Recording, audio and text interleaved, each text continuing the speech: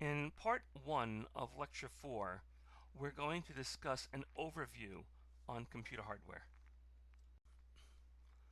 While computers can be dedicated to one specific job that they are given to perform, they are essentially multi-purpose devices capable of a range of applications, with a range of jobs that they perform is limited only by the input and output devices to which they are connected, by the speed of their processor, by the capacity of their memory and external storage, and most importantly, by the programs that they are running. Before we continue, it is important to define two additional terms. Input refers to the data that is entered into the computer. We will see that input can be typed in, scanned in, or transmitted over a computer network. Output refers to the data or information that a computer has stored and perhaps produced when running one of its programs. Output can be displayed on a monitor, played on its speakers, printed, or transmitted over a network. In lecture 1, we spoke about how data, individual raw facts, are processed into information, but we didn't say anything about what this processing involves. The processing of data can take many forms, but there are four in particular that we will address right now. Among the most common types of processing, you will find calculations. Large-scale calculations were one of the first tasks that computers were used for. Computers can perform millions of arithmetic operations in a single second. Not just addition and subtraction, but even multiplication and division. A great deal of a computer's power comes directly from the simple fact. Computers are frequently used for creating and modifying documents. The fact that we can make changes in documents without having to recreate an entire page or perhaps even an entire document revolutionized office work. This can even be extended to include pictures, whether they are simple drawings or even photographs or movies. It has been said that a picture is worth 1,000 words, and there is quite a lot of truth to that. Humans are visually oriented, and being able to put figures on a graph is always more meaningful than simply seeing them on a table of numbers. Whether you realize it or not, having information arranged in some sort of order makes it far easier to work with. Imagine if your local library shelved all its books in the first available spot. It could take you years to find what you were looking for, but not when it's in order. This is why sorting is so important and why we are always looking to sort things.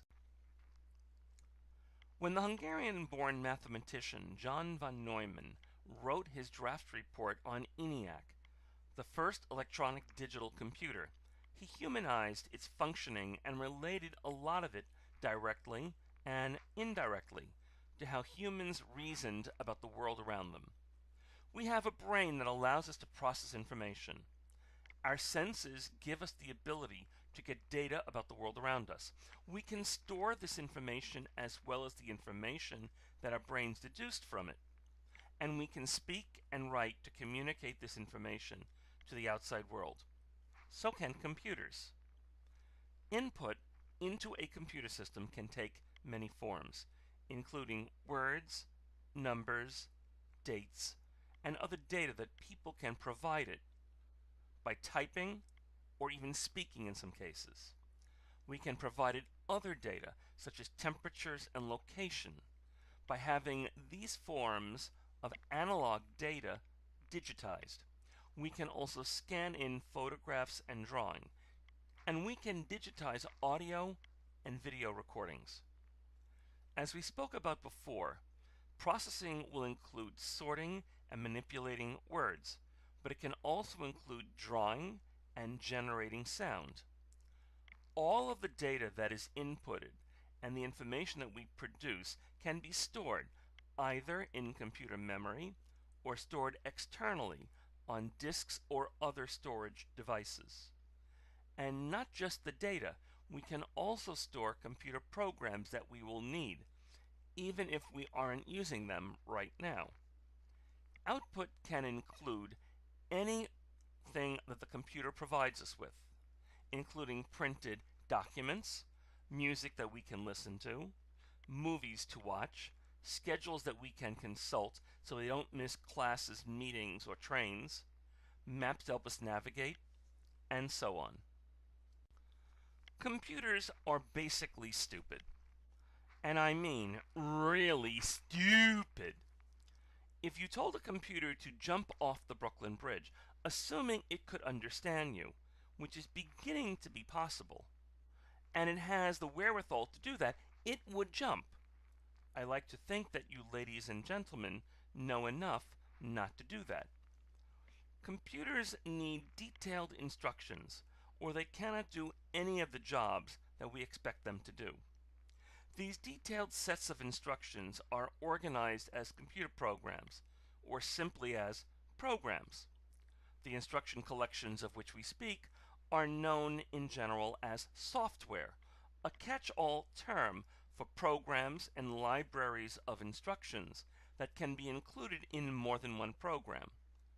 But software is a subject for another day. Computers need to run software if they are going to do the various jobs that we want them to do. Programs allow them to carry out sequences of instructions, but this leaves the question: how are programs stored in the computer, and how do they run programs? The earliest computers had to be rewired to run a different program than it had run earlier. This was not a simple task, and it didn't make it easy to find a mistake in a program if one were made.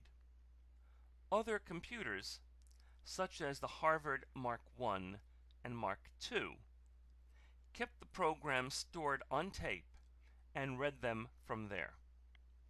Data and programs were kept separate. Most computers these days use the von Neumann model of the stored program, where programs are stored in the same memory as the data they worked with. This means that computer instructions are binary numbers that look just like the data that computers worked with. The only difference is in how they are used.